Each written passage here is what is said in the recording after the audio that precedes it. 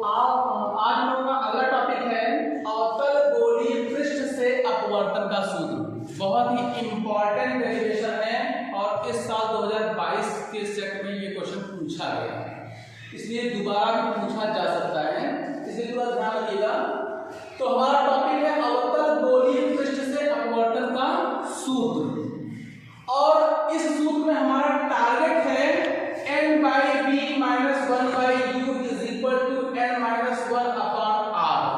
ये वही सूत्र है जहां से हमारा कक्षा 10 में पढ़ा गया सूत्र 1 by f is equal to 1 by b minus 1 by u संबंधित, ये सूत्र भी यहीं से संबंधित है। तो इसका भी डेरिवेशन आगे होने वाला है, क्योंकि इसका डेरिवेशन कक्षा 10 में नहीं हुआ था, वहां पर सीधे सूत्र बताया गया था, क्योंकि इसका डेरिवेशन थोड़ा क्रिटिकल है और इसका सीधा सीधा संबंध इसी से है। तो इसको समझने से पहले इसको समझना अत्यंत आवश्यक है। तो इस पे हम इसके बाद आएंगे, पहले हम लोग डिस्कस करेंगे कि n by b minus 1 by u is equal to n minus 1 upon r ये कहां से आया और किन रास्तों से गुजरते हुए आया।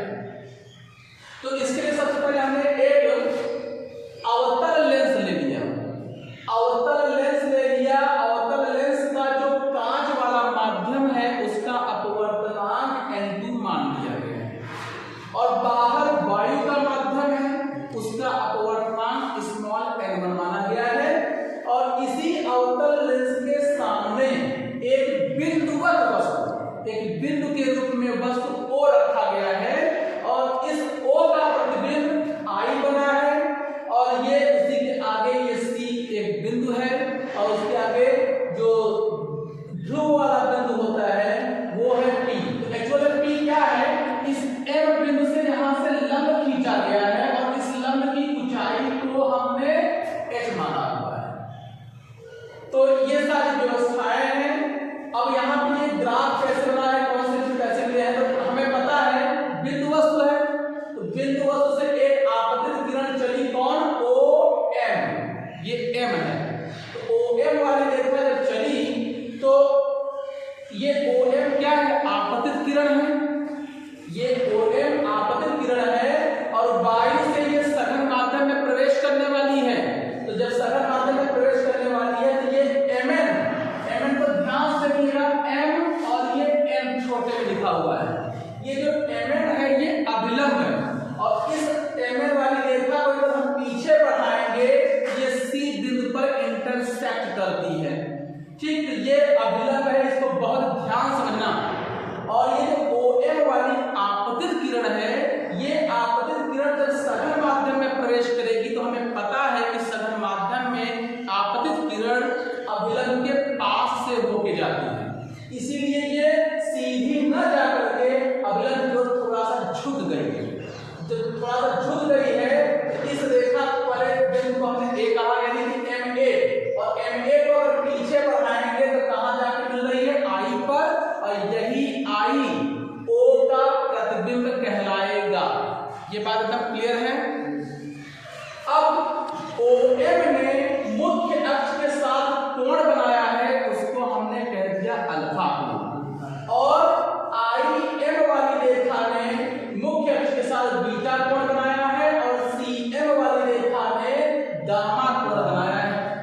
इन बातों का बहुत ज्यादा ध्यान रखना है, और साथ ही साथ में कुछ और भी चीजें माननी है, जैसे QPQ डैश एक अवतल गोलीय पृष्ठ है, QPQ डैश ये एक अवतल गोलीय पृष्ठ है, इसको हमने मान लिया। अब चूंकि गोलीय पृष्ठ है तो उसकी कुछ न कुछ त्रिज्या होगी, तो इसकी त्रिज्या का काम कौन करेगा, ये PC।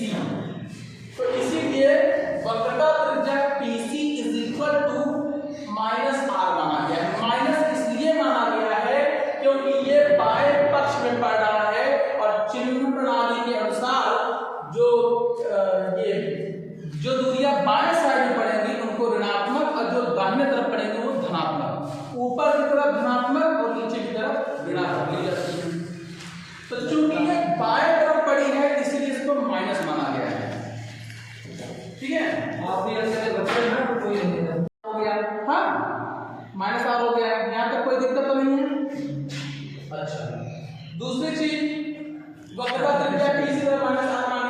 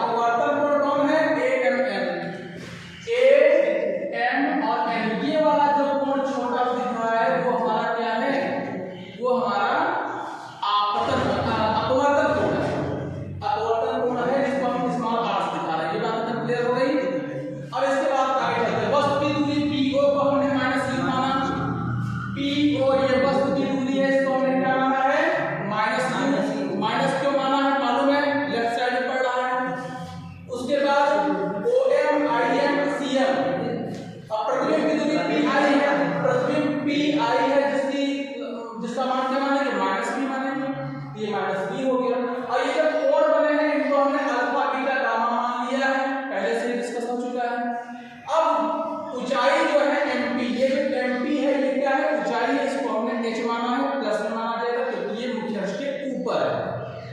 ये सब मानने के बाद त्रिभुज OMC पे जरा गौर करने की बात है।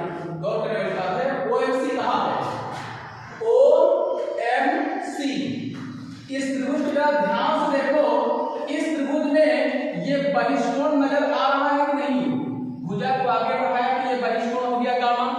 अब बहिष्कोण अंतर कोणों के योग के बराबर होता है, इसीलिए गामा बराबर क्या लिखा गया है? अल्फा प्लस आई।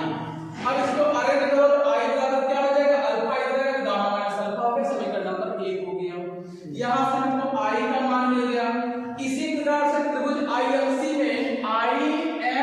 में फिर गामा बहिष्कोण बना, तो बीटा प्लस ये वाला कोण जो कि फाइनली क्या बनेगा?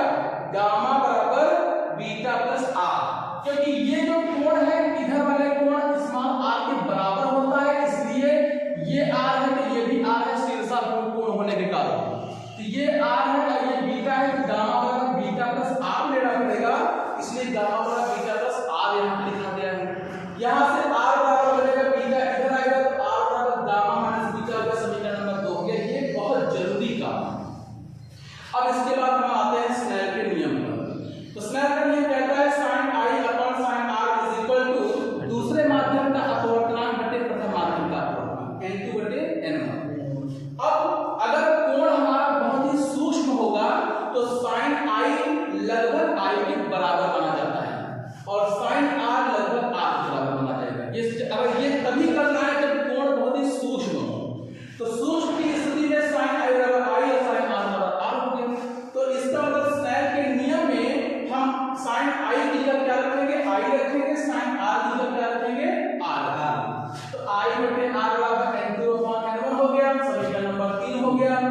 अब इक्वेशन का 1 और 2, समीकरण 1 में i का मान मिला है और समीकरण 2 में स्मॉल r का मान मिला है। दोनों मानों को हमने यहाँ पे इनकी जगह रखा है, रखने के बाद क्रॉस मल्टीप्लाई किया है, क्रॉस मल्टीप्लाई करने के बाद हमने इनको अरेंज किया है सुविधानुसार। अरेंज करने के बाद समीकरण नंबर 4 हमको मिला, वो क्या है? n2 beta minus n1 alpha is equal to n2 minus n1 gamma. ये हमारा समीकरण नंबर 4 है। अब कोण चूंकि सूक्ष्म है, इसीलिए अल्फा बराबर tan अल्फा कह सकते हैं। सूक्ष्म कोणों के मामले में अल्फा बराबर tan अल्फा कहा जाएगा और tan अल्फा होता है लंब बटे आधार। तो अल्फा को जरा गौर से देखो, तो tan अल्फा बराबर लंब बटे आधार यानी कि MP अपॉन PO होगा, इसलिए MP अपॉन PO। MP को h माना गया है, PO को माइनस u माना गया है, तो फाइनली अल्फा की value h upon minus u आई। इसी प्रकार से बीटा की value h upon minus b और गामा की value h upon minus r मिलेगी। ठीक, अब हमें अल्फा बीटा गामा की जो वैल्यूज मिली हैं उन सभी मानों को हमें समीकरण नंबर 4 में अल्फा बीटा गामा की जगह रखना है। तो ये हमने अल्फा बीटा गामा की जगह सभी मानों को रख दिया है। मानों को रखने के बाद h कॉमन हो रहा है तो कट गया, तो बचा क्या?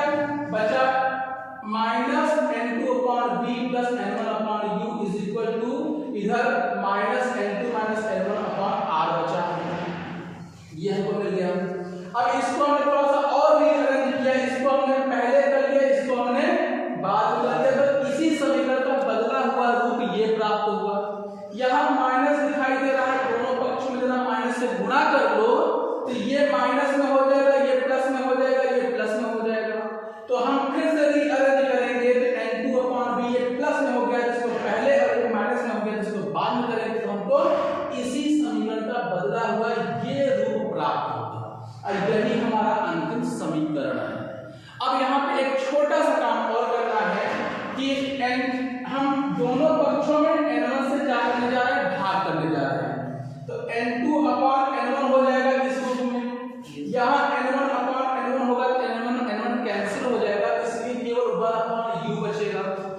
यहाँ पे n2 अपॉन n1 हो जाएगा, लेकिन यहाँ n1 बटे n1 होने की वजह से 1 आएगा, इसलिए n2 by n1 is equal to -1 आया। इसी समीकरण का बदला हुआ रूप ये मिल गया। अब चूंकि ये थोड़ा सा पेचीदा दिखाई पड़ रहा है तो हम इसको n2 अपॉन n1 को स्मॉल n मान लेते हैं।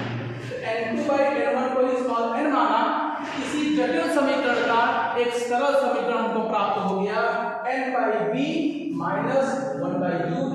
n-1/r, that is very important formula. और ये क्वेश्चन इस साल 2022 में सबसे आया है, इसलिए be aware about this and get ready for the board examinations.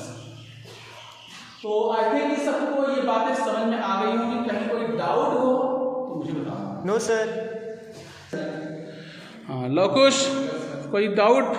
Prince, कोई डाउट? नितिन, आदर्श, हाँ पूरा क्लियर हो गया। तो ये आज का ये धांसू टॉपिक था और कोशिश की है कि कोई भी चीज़ छूटने ना पाए। फिर मिलते हैं नेक्स्ट वीडियो में।